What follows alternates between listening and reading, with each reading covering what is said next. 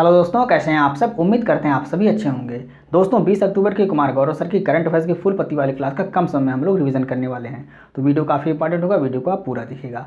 आज की वीडियो में स्टैटिक जीके के प्रश्न ज़्यादा होंगे, तो वीडियो को आप पूरा देखिए और कमेंट करके आप जरूर बताइएगा कि आपको वीडियो कैसी लगी। आइए वीडियो को स्टार्ट करते हैं।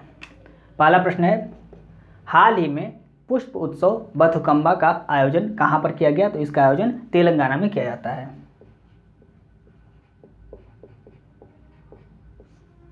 बथुकम्मा फेस्टिवल कहाँ पर मनाया जाता है? तेलंगाना में मनाया जाता है। यह जो फेस्टिवल है ये माता पार्वती जी को समर्पित त्यौहार है, यह भी आपको नोट करना है। महिलाएं इसमें फूलों की रंगोली बनाती हैं और इसमें मलीदा ये भोजन है, इसको बनाया जाता है। मलीदा भोजन को बनाया जाता है और महिलाएं इसमें फूलों की रंगोली बनाती हैं। दक्षिण भारत में उत्तर पूर्वी मानसून के प्रवेश होने पर यह उत्सव मनाया जाता है। उत्तर पूर्वी मानसून से कहाँ पर वर्षा होती है? कोरोमंडल तट पर वर्षा होती है। एक तट कहाँ पर है? तमिलनाडु के तट को क्या कहते हैं? कोरोमंडल तट कहते हैं। भारत में मानसूनी वर्षा का कारण क्या है? दक्षिण पश्चिमी मानसून। ये भारत में मानसूनी वर्षा का कारण होता है, इसके कारण भारत में मानसूनी वर्षा होती है। और अल्नीनो जो गर्म जलधारा है, तो अल्नीनो की गर्म जलधारा ये दक्षिण पश्चिमी मानसून को नकारात्मक प्रभाव इस पर डालती है, तो यह भी आपको नोट करना है। स्ट्रैटेजी का प्रश्न देखिए, एशिया का पहला फ्लोटिंग फेस्टिवल का आयोजन कहाँ पर किया गया? मंदसौर मध्य प्रदेश में इसका आयोजन किया गया। थाई पुसम त्यौहार कहाँ पर मनाया जाता है? ये तमिलनाडु में मनाया जाता है। किस समुदाय द्वारा? तमिल समुदाय द्वारा यह फेस्टिवल मनाया जाता है। गज उत्सव ये असम में मनाया गया। हाथी के जो प्रोजेक्ट हाथी है इसके 30 वर्ष पूरे होने पर गज उत्सव को कहाँ पर मनाया गया? असम के काजीरंगा नेशनल पार्क में इसको मनाया गया।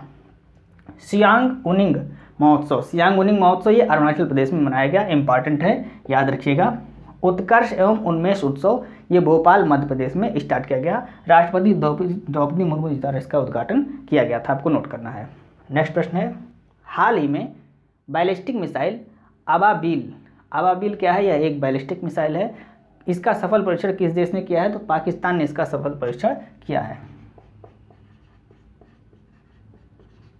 पाकिस्तान। अबाबील ये किसकी मिसाइल है? ये पाकिस्तान की बैलिस्टिक मिसाइल है, आपको याद रखना है। यह सतह से सतह पर मार करने वाली मिसाइल है और इसकी रेंज कितनी है? 40 किलोमीटर 140 किलोमीटर इसकी रेंज है। पाकिस्तान की राजधानी क्या है? इस्लामाबाद, ये पाकिस्तान की राजधानी है। इस्लामाबाद पाकिस्तान की राजधानी है। और मुद्रा क्या है? रुपया यहाँ की मुद्रा है। स्ट्रैटेजी का प्रश्न देखिए, गजनबी और शाहीन मिसाइल ये किस देश की मिसाइल है? यह भी पाकिस्तान की ही मिसाइल है। फतेह और खैबर मिसाइल ये ईरान देश की मिसाइल है। ब्रह्मोस मिसाइल ये भारत की मिसाइल है। और सुपरसोनिक क्रूज मिसाइल है। तो सुपरसोनिक क्रूज मिसाइल का मतलब क्या है? ये दागो और भूल जाओ सिद्धांत पर काम करती है, मतलब अगर टारगेट हिल भी रहा है तो उस टारगेट पर ही जाके हिट करेगी। एक बार इसको फायर कर दिया उसके बाद टारगेट पर जाके निश्चित रूप से हिट ही करेगी। अगर टारगेट हिल भी रहा है तो भी इससे मतलब नहीं है, ये हिल रहा है तो यह मिसाइल भी हिल के उस टारगेट पर ही जाके हिट करेगी। मतलब इस मिसाइल का नाम क्या है? दागो और भूल जाओ। तो ब्रह्मोस मिसाइल भारत की सुपरसोनिक क्रूज मिसाइल आपको याद रखना है। नाग मिसाइल क्या है? ये भारत की एंटी टैंक मिसाइल है। नाग क्या है? एंटी टैंक मिसाइल है। वरुणास्त्र क्या है? वरुणास्त्र है हैवी वेट टारपीडो है। टारपीडो का मतलब ये पानी के अंदर मार करने वाली मिसाइल है। तो वरुणास्त्र यह भी भारत की ही मिसाइल है, पानी के अंदर मार करने वाली मिसाइल है। ये क्या है? ये हैवी वेट टारपीडो है। अस्त्र क्या है? अस्त्र BVRAAM मिसाइल है, यानी कि beyond visual range air to air missile. ये क्या है? ये अस्त्र है। तो पूरा इसका फुल फॉर्म लिख लेना आपको, beyond visual range air to air missile इसका फुल फॉर्म है। अग्नि के 5 वर्जन है भारत के पास। तो अग्नि 5 ये क्या है? ये इंटरकॉन्टिनेंटल बैलिस्टिक मिसाइल है। अग्नि क्या है? अग्नि 5 क्या है? इंटरकॉन्टिनेंटल बैलिस्टिक मिसाइल है। और अग्नि के भारत के पास 5 संस्करण हैं, यह भी आपको नोट कर लेना है। आइए हम नेक्स्ट प्रश्न को डिस्कस करते हैं।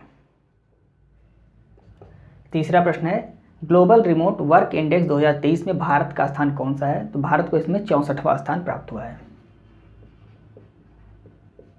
भारत को 64वां स्थान प्राप्त हुआ है। पहले स्थान पे कौन है? पहले स्थान पे डेनमार्क है। अंतिम स्थान पे अंगोला है। अंतिम स्थान पे कौन है? अंगोला है। और इसमें कुल कितने देश शामिल हैं? कुल 108 देश शामिल है, जिसमें भारत का स्थान कौन सा आया है? भारत का स्थान इसमें 64वां है।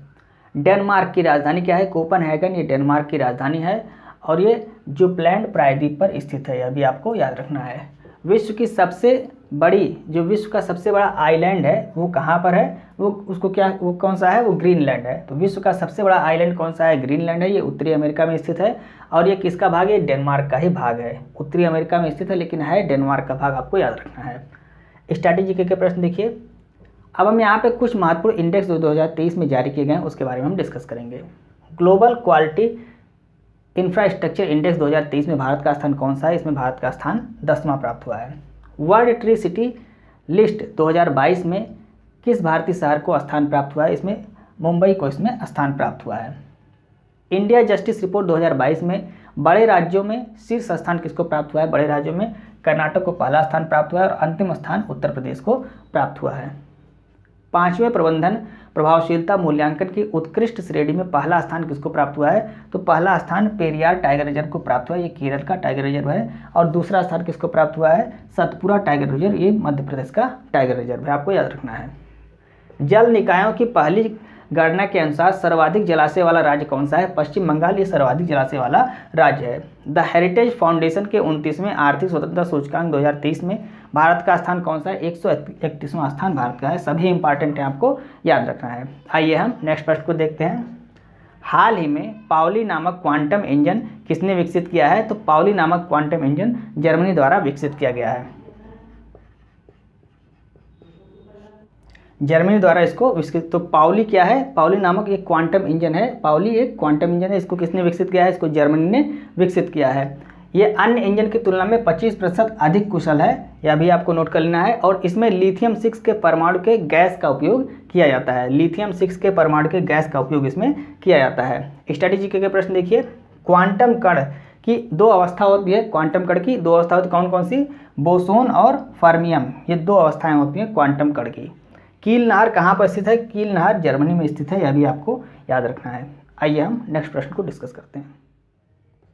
चौथा प्रश्न है, हाल ही में ब्रह्मांड में सुपरनोवा विस्फोट का पता लगाने वाला AI आधारित BTS बॉट का विकास किसने किया है, नॉर्थ वेस्टर्न यूनिवर्सिटी द्वारा इसका विकास किया गया है।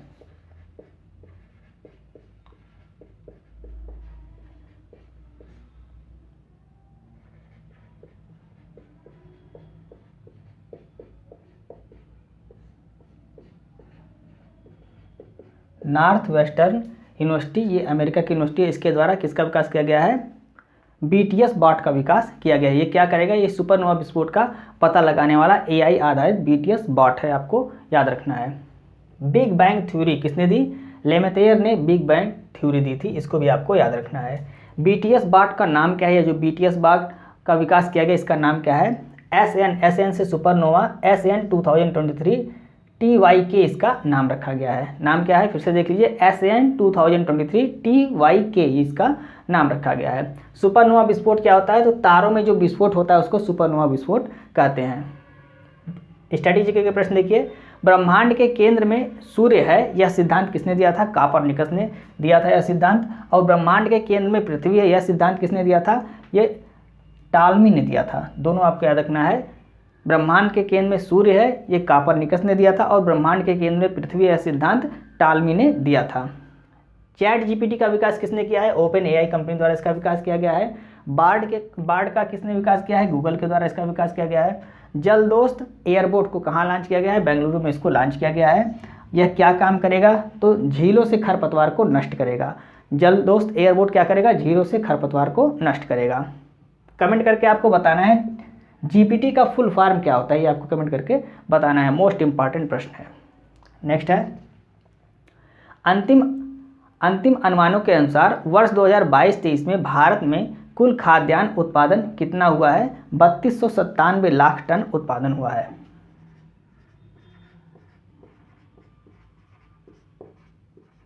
$3297 लाख टन कुल खाद्य उत्पादन हुआ है। यहाँ पर देखिए 2021-22 में 2021-22 की तुलना में कितना अधिक हुआ है, तो 141 लाख टन उत्पादन अधिक हुआ है। तो 2022-23 में भारत में कुल खाद्यान्न उत्पादन कितना हुआ है, 3297 लाख टन है, जो 2021-22 की तुलना में 141 लाख टन अधिक है। कारण क्या है, तो इसका कारण है अच्छी मानसूनी वर्षा होना, यानी मानसूनी वर्षा इस वर्ष अच्छी हुई है, इस कारण से फसल अच्छी पैदा हुई है। चावल में कितना लाख टन उत्पादन हुआ है, तो 1357.55 टन लाख टन ये चावल उत्पादन हुआ है। गेहूं का 1105.54 लाख टन ये गेहूं का उत्पादन हुआ है। और मोटा अनाज 573.19 लाख टन ये मोटे अनाज का उत्पादन इस बार हुआ है। स्टडी जीके के प्रश्न देखिए। रबी की फसल कब बैठाई जाती है? ये अक्टूबर और नवंबर के बीच में इसको बैठाया जाता है। ये ठंडक की फसल होती है। इसकी ट्रिक क्या है, कैसे याद करेंगे? तो नाई हूटर बजते ही जोश में आलू लाया, ये रबी की फसल की ट्रिक है। ना से हो गया चना, ई से हो गया राई, और हु से हो गया गेहूँ, टर से हो गया मटर, और यहाँ पे जा से हो गया जौ, और सा से हो गया सरसों, और आ से हो गया आलू। यहाँ आलू से हो गया आलू। तो ये आपकी रबी की फसल है। चना, राई, गेहूँ, मटर, जौ, सरसों, आलू ये सब रबी की फसल है। खरीफ की फसल क्या होती है? तो खरीफ की फसल को कब बैठाया जाता है? जून और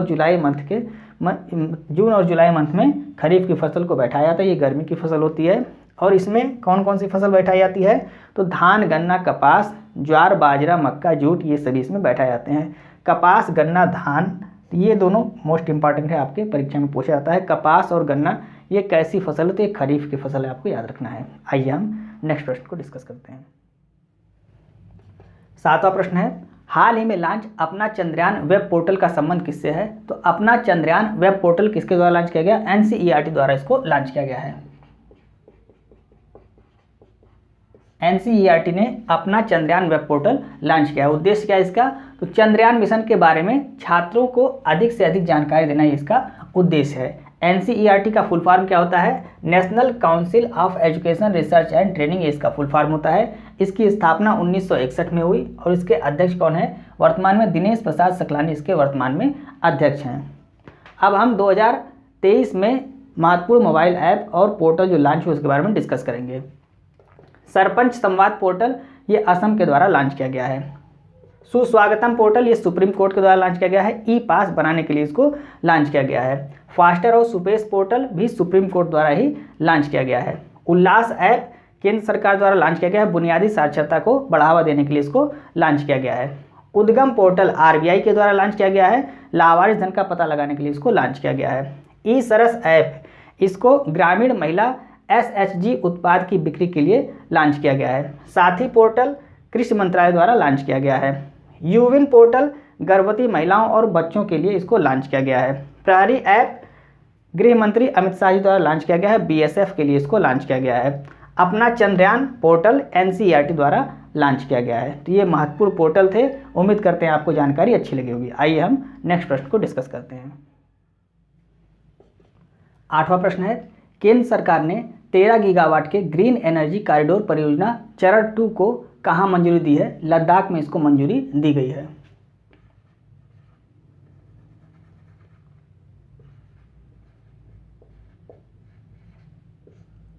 लद्दाख में मंजूरी दी गई है।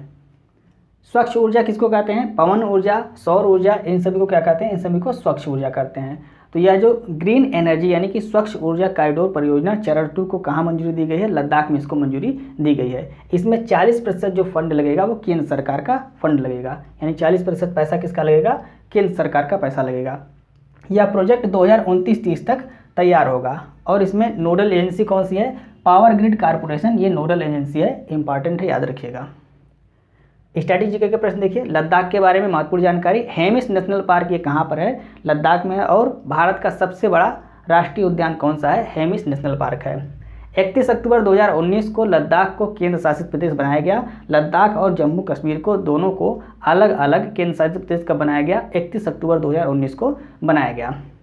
लद्दाख में 2 जिले हैं, लेह और कारगिल 2 जिले हैं। लद्दाख का राजकीय पशु क्या है? हिम तेंदुआ ये लद्दाख का राष्ट्रीय पशु है। और यहाँ पर पैंगोंग झील स्थित है, अभी आपको याद रखना है। सियाचिन भी लद्दाख में स्थित है और यह विश्व की सबसे ऊंची युद्ध भूमि है। सियाचिन विश्व की सबसे ऊंची युद्ध भूमि है। और यहाँ पर भारतीय सेना द्वारा ऑपरेशन मेघदूत चलाया गया था। 1984 में सियाचिन विजय कर ली गई थी भारत के द्वारा। यानी कि सियाचिन विजय कब की गई थी? 1984 में ऑपरेशन मेघदूत यहाँ पर चलाकर भारतीय सेना ने सियाचिन को जीत लिया था। यहाँ तैनात होने वाली पहली महिला अधिकारी, हाल ही में करंट का प्रश्न है, यहाँ तैनात होने वाली पहली महिला अधिकारी कौन है? कैप्टन शिवा चौहान। ये इंपॉर्टेंट है, आप याद रखिएगा। K2 गॉडविन ऑस्टिन इसकी ऊंचाई कितनी है? 8,611 मीटर इसकी ऊंचाई है और ये भारत की सबसे ऊंची चोटी है। काराकोरम श्रेणी में स्थित है और ट्रांस हिमालय का भाग है। ये सभी पॉइंट आपको याद रखने हैं। नेक्स्ट प्रश्न देखते हैं। The reverse swing colonialism to cooperation पुस्तक के लेखक कौन है? अशोक टंडन जी इस पुस्तक के लेखक हैं।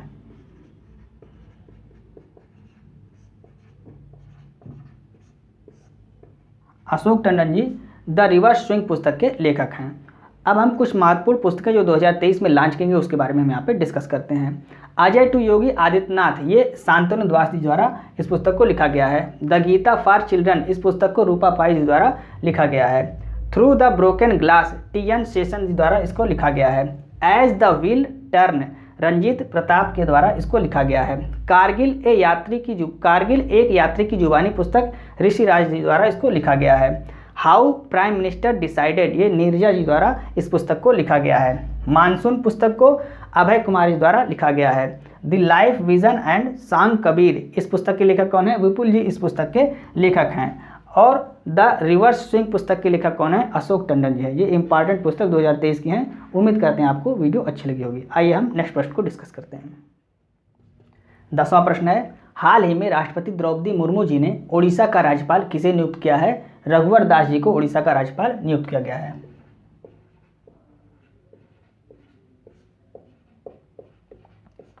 रघुवर दास जी को ओडिशा का नया राज्यपाल नियुक्त किया गया है। राष्ट्रपति द्रौपदी मुर्मू जी ये कहाँ की रहने वाली हैं? ये मयूरभंज उड़ीसा की रहने वाली हैं और ये झारखंड की राज्यपाल भी रह चुकी हैं, आपको नोट कर लेना है। इनके द्वारा दो नए राज्यपाल की नियुक्ति की गई है। याद रखना है, राज्यपाल की नियुक्ति होती है, उनका निर्वाचन नहीं होता है। राज्यपाल की नियुक्ति होती है। तो 2 नए राज्यपाल की नियुक्ति की गई है। उड़ीसा के राज्यपाल किसको बनाया गया है? रघुवर दास को बनाया गया है। और त्रिपुरा के राज्यपाल किसको बनाया गया है? इंद्रसेन रेड्डी जी को बनाया गया है। 2023 की महत्वपूर्ण नियुक्तियों के बारे में हम यहाँ पे डिस्कस करने वाले हैं।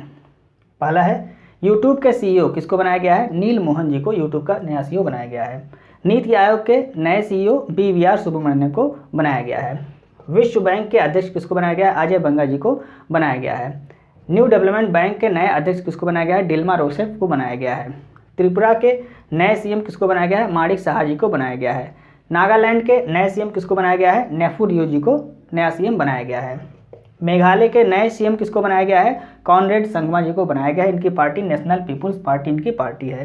ट्विटर का नया सीईओ किसको बनाया गया है? लिंडा याकारिनो को ट्विटर का नया सीईओ बनाया गया है। ट्विटर का नया नाम अब एक्स हो गया है, आपको याद रखना है। कर्नाटक के नए सीएम सिद्धरमैया जी को बनाया गया है। दिल्ली नगर निगम की महापौर शैली ओबराय जी को बनाया गया है। रेलवे बोर्ड की नई सीईओ किसको बनाया गया है? जया वर्मा जी को बनाया गया है। मोस्ट इंपॉर्टेंट है, आपको याद रखना है। और ओडिशा के राज्यपाल किसको बनाया गया है? नया राज्यपाल रघुवर दास जी को बनाया गया है। और त्रिपुरा का नया राज्यपाल इंद्रसेन रेड्डी जी को बनाया गया है। सभी मोस्ट इंपॉर्टेंट प्रश्न आपको याद रखने हैं। ये थी फुल पत्ती वाली क्लास के 10 महत्वपूर्ण प्रश्न जिसको हमने कम समय में आपको रिवाइज कराने की पूरी कोशिश की। उम्मीद है आपको वीडियो अच्छी लगी होगी। यदि आपको वीडियो अच्छी लगे तो आप इसे अपने दोस्तों को जरूर शेयर करें और वीडियो को लाइक और सब्सक्राइब करना ना भूलें। आज की वीडियो में थोड़ा सा टाइम ज़्यादा लग गया होगा क्योंकि आज की वीडियो में स्टैटिक जीके के प्रश्न काफ़ी अधिक थे, इसलिए थोड़ा सा समय लग गया। अगर आपको वीडियो अच्छी लगती है तो कमेंट करके आप जरूर बताया करें। और इस क्लास की PDF को प्राप्त करने के लिए आप हमारे Telegram channel RK conditioning classes को ज्वाइन कर सकते हैं, जिसका लिंक आपको इस वीडियो के डिस्क्रिप्शन में मिल जाएगा। आप वहां से टेलीग्राम चैनल को ज्वाइन करके PDF को प्राप्त कर सकते हैं। मिलते हैं नेक्स्ट वीडियो में। जय हिंद।